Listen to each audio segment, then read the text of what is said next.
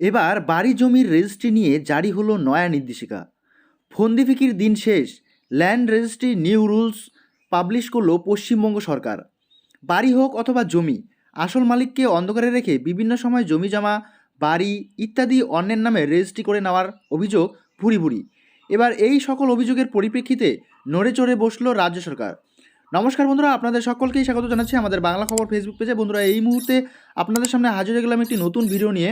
তো আজকের এই ভিডিওর মাধ্যমে আমরা জানতে চলেছি জমি রেজিস্ট্রির নতুন রুলস।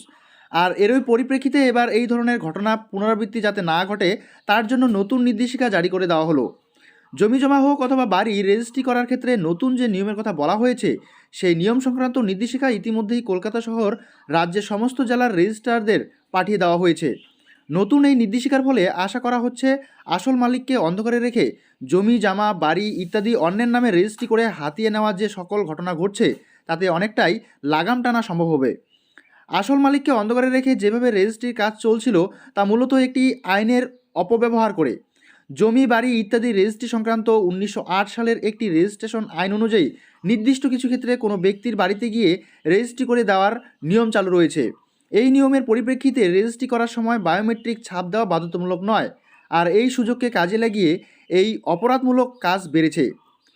সবচেয়ে উল্লেখযোগ্য বিষয় হলো এই নিয়মকে কাজে লাগিয়ে রেজিস্ট্রি করার ক্ষেত্রে খুব বেশি খরচ হয় তাও নয়। এই ধরনের রেজিস্ট্রির ক্ষেত্রে মাত্র 400 টাকা ফি দিতে হয়। সামান্য টাকা ফি দিয়ে অনেকেই রয়েছেন যারা আইনের অপব্যবহার করে এমন কাজ করে চলেছেন।